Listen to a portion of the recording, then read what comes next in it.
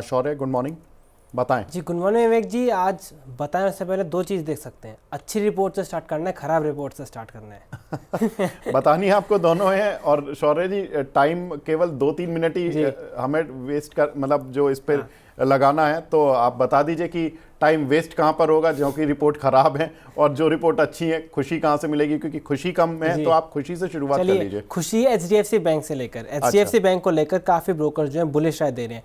CLSA ने HDFC पर hold की कॉल दी है, टारगेट है 1785 का, लेकिन मैक्वारी ने अच्छा खासा टारगेट दिया है। मैक्वारी ने टारगेट दिया है आउट परफॉर्म की कॉल के साथ 2300 का। साथ ही साथ एचएसबीसी की बात करें तो वहाँ बाय कॉल है, लेकिन इन्होंने टारगेट को कट करा है, 2130 से 1980 का करा है। तो ये तीन रिपोर्ट है एचडीएफसी पर जो फिर भी कह सकते हैं पॉजिटिव साइड पर है, रिजल्ट्स पसंद आए हैं। फिर है परसिस्टेंस की कह सकते हैं रिपोर्ट न्यूट्रल से नेगेटिव है। जैसे आप कहें तो नोमुरा ने न्यूट्रल रेटिंग दी है, टारगेट है 6200 का। एचएसबीसी की बात करें, उन्होंने होल्ड कॉल दी है, लेकिन टारगेट है 5650 का। साथ ही साथ सिटी ने तो सेल की राय दी है और टारगेट है 5000 का। तो यानी यहाँ पे दोनों आउटलुक है। लेकिन फिर आते हैं एचयूएल, जिस पर ब्रोकर्स बिल्कुल भी बुलिश इतने नज़र नहीं आ रहे हैं। जैसे गोल्डमैन सैक्स की बात करें तो फिर भी न्यूट्रल है, लेकिन टारगेट दिया है 2480 का।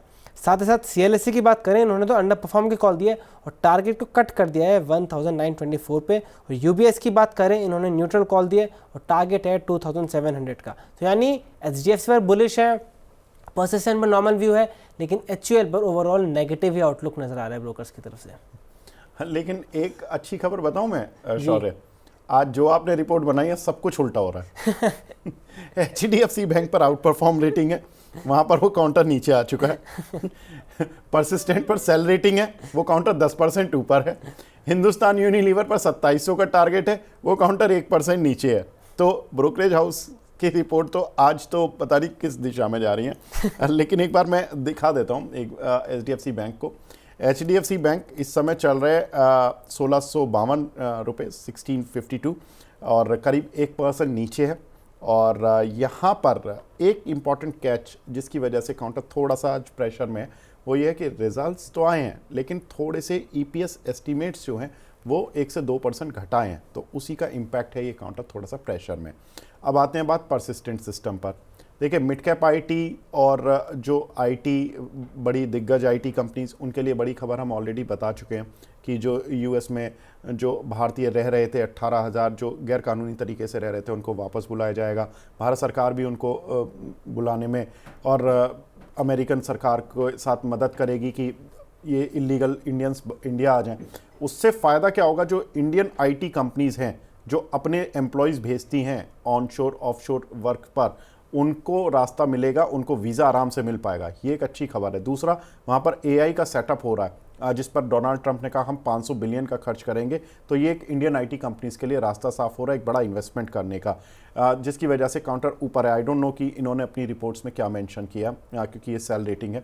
और 6200 का टारगेट दिया, एक नोमुरा ने न्यूट्रल रेटिंग दिया, लेकिन ये 6200 से थोड़ा सा ऊपर आ चुका है, 6300 आ चुका है, इनफैक्ट अब 11% ऊपर है। और तीसरी रिपोर्ट है हिंदुस्तान यूनिलीवर। यूबीएस ने तो न्यूट्रल रेटिंग दी है, लेकिन 2700 का टारगेट दिया।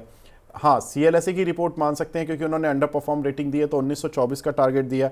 तो आज शायद मार्केट उनकी सुन रहा है, क्योंकि जो रिजल्ट्स आए थे उसमें करीब एक एक्सेप्शनल आइटम था 400-500 करोड़ का, जिसकी वजह से प्रॉफिट जो था इनका दिखा ऐसा कि 20% बढ़ गया, लेकिन ऐसा कुछ था नहीं उसमें।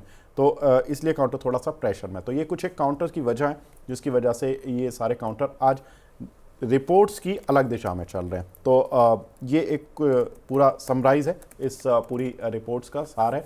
शौर्य, बहुत बहुत शुक्रिया हमसे जुड़ने के लिए और इन सभी रिपोर्ट्स पर चर्चा करने के लिए।